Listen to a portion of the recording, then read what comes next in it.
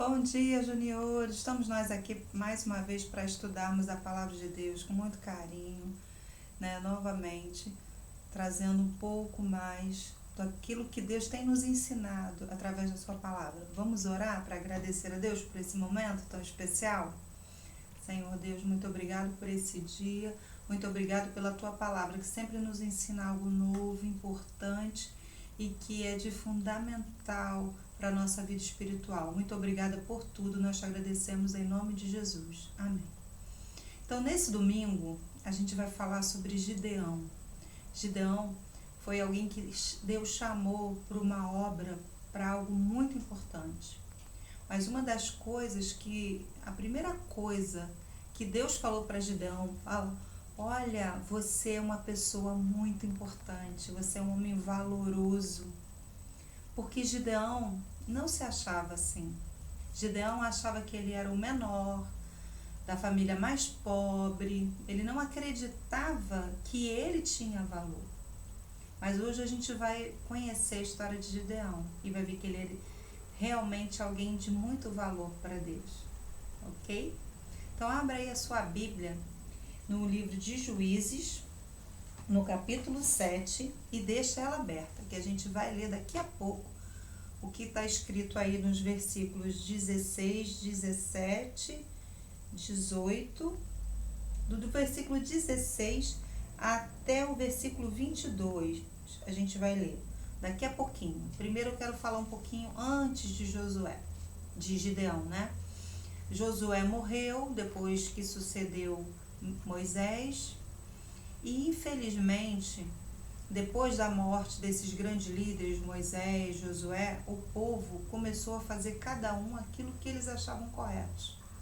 E Deus já havia orientado tanto a Moisés, também como a Josué, e eles passaram isso para o povo, que quando eles ocupassem aquela terra prometida que Deus havia dado, né, desde que eles saíram lá do Egito, que eles não se contaminassem, não se envolvessem com aqueles deuses, com aqueles ídolos daquele lugar.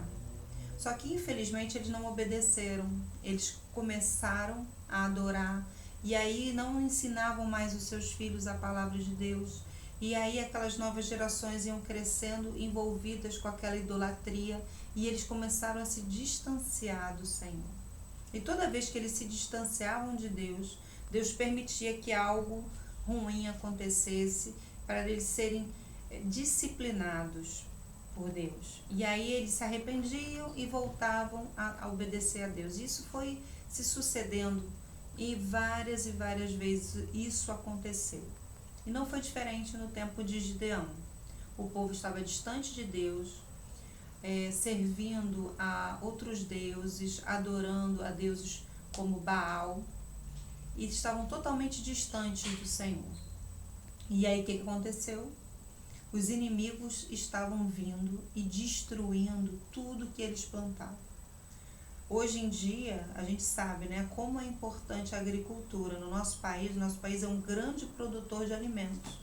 E vocês imaginem, os nossos agricultores aqui no Brasil trabalham, plantam, e quando tivesse tudo pronto, toda a colheita fosse destruída por um inimigo.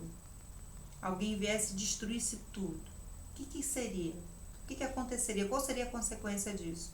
Nós não teríamos acesso aos alimentos, né? Nem os alimentos frescos, nem os alimentos que são produzidos a partir dos grãos, né? Do trigo, do milho. Imagine, se você fosse num mercado comprar um alimento e não tivesse alimento para você comer. Olha só, que situação.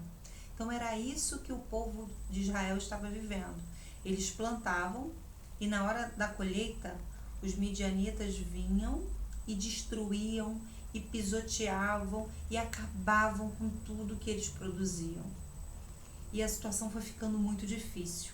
E eles começaram a se esconder, plantar poucas porções, e aquilo pouquinho que eles plantavam, eles tinham que trabalhar de forma escondida, secreta, para que os midianitas não os descobrissem. E assim Gideão estava fazendo. Ele tinha plantado um pouquinho de trigo e ele precisava separar os grãos do trigo. E ele não podia fazer isso em qualquer lugar, porque senão os midianitas iriam destruir. Então ele foi para um lugar escondido e lá ele estava trabalhando. E aí apareceu para ele o anjo do Senhor.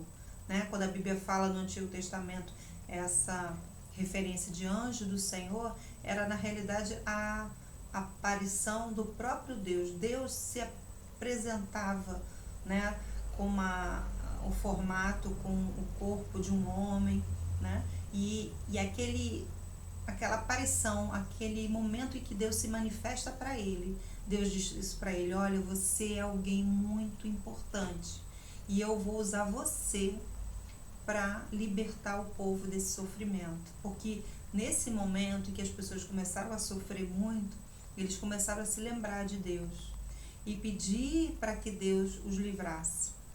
E Deus ouviu, porque Deus sempre ouve as orações. Mesmo que alguém tenha errado, tenha pecado, tenha se distanciado, quando essa pessoa se arrepende de verdade e ora e pede perdão a Deus, Deus perdoa. E aí Deus tocou e falou com Gideão e disse que ele seria essa pessoa importante que iria livrar o povo. E eu vou falar para vocês como foi que ele conseguiu livrar o povo. Então, a forma como Gideão conseguiu livrar o povo foi assim totalmente sobrenatural. Mas antes de livrar o povo, ele fez algo muito importante. Ele destruiu o altar que existia na sua cidade de Baal. Havia um altar onde as pessoas adoravam esse ídolo Baal na sua cidade, os seus familiares, as suas pessoas próximas. E aí ele foi lá de noite com alguns amigos, orientado por Deus. O Espírito Santo capacitou ele, revestiu ele de autoridade, e ele destruiu aquele altar. E com aquela madeira que ele destruiu daquele altar, ele construiu um altar e fez uma oferta ao Senhor. E no outro dia as pessoas viram aquilo que aconteceu e teve gente que não gostou, que disse que ele fez algo absurdo. E ele falou: como que vocês vão defender esse ídolo? Nós somos servos de Deus e vocês estão defendendo um ídolo. Ele ficou indignado com aquilo. Mas Deus já estava usando a vida de Gideão para levá-los a um arrependimento, para eles abandonarem aquela idolatria. E aí Deus disse para ele convocar os homens para guerrear contra os midianitas, que ele daria vitória. E aí fez aquela primeira grande convocação. Só que Deus disse para ele assim: olha, esse número aí, ainda tem gente que está com medo de lutar. Então, os que estiverem com medo, vão embora. E naquele momento, quando Gideão disse para que os que estivessem com medo de lutar fossem embora, a Bíblia fala que 22.000 homens se despediram e foram embora. Tinha um total de 32.000, mas 22.000 homens estavam com medo e foram embora. Sobraram 10.000. Aí Gideão: meu Deus, 22.000 foram embora, só sobraram 10.000. O exército dos midianitas é imenso. Vamos ficar com pouca gente, pensou ele. Mas Deus disse para ele: olha, Gideão, ainda tem muita gente. Sabe por quê? Porque eu não quero que as pessoas pensem que essa batalha foi vencida pela força dos homens, mas eu quero que eles vejam que eu é que venci a batalha e entreguei eles nas mãos de vocês. Então vocês não vão para a batalha com esses 10.000 homens. Ainda tem muita gente aí. Vamos fazer um teste.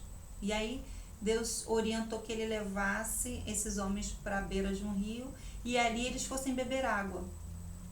Naquele momento que eles estariam bebendo água, Deus disse para Gideão observar como eles iriam beber água. Alguns se deitaram e beberam água deitados tendo contato direto com o rio.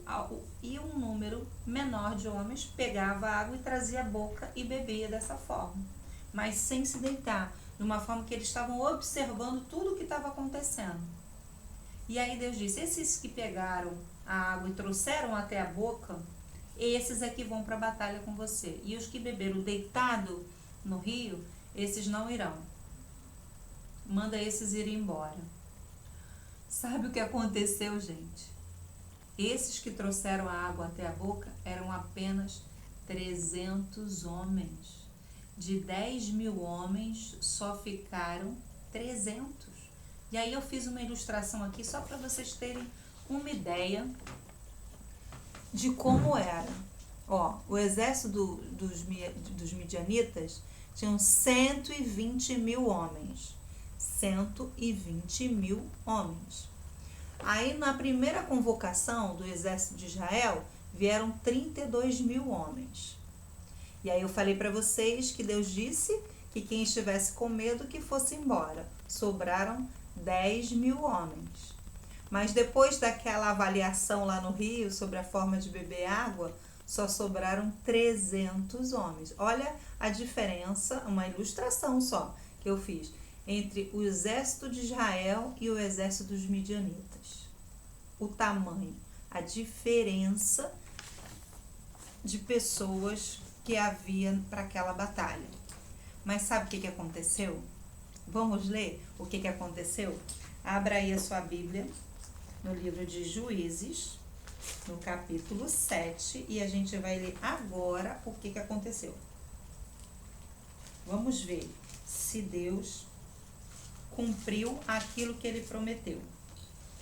O versículo 16 diz assim: então repartiu 300 homens em 3 companhias e deu-lhes a cada um nas suas mãos trombetas, cântaros vazios e tochas. E disse-lhes: olhai para mim e fazei como eu fizer. Chegando eu às imediações do arraial, como eu fizer, assim fareis. Então, quando eu tocar a trombeta, todos os que comigo estiverem, então vós também tocareis ao vosso redor de todo o arraial e direis: pelo Senhor e por Gideão.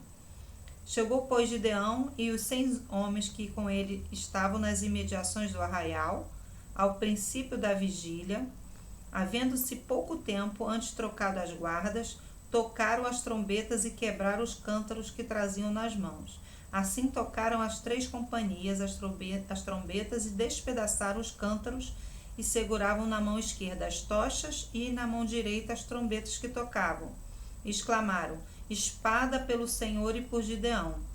Permaneceu cada um no seu lugar ao redor do arraial, que todo deixou a correr e a gritar e a fugir. Ao soar das 300 trombetas, o Senhor tornou a espada de um contra outro, e isto em todo o arraial, que fugiu rumo a Zererá e até Bet-sita, até o limite de Abel-Meloá, acima de Tabate. O que aconteceu? Gideão espalhou aqueles 300 homens ao redor do acampamento dos midianitas. E quando Gideão tocou a trombeta e quebrou aquele cântaro que estava a tocha dentro, aí as tochas se acenderam, né, daqueles 300 homens ao mesmo tempo, e eles tocando a trombeta, os midianitas se assustaram. E aí começaram a lutar uns contra os outros. Por quê? No dia anterior, na noite anterior, eles tiveram um sonho.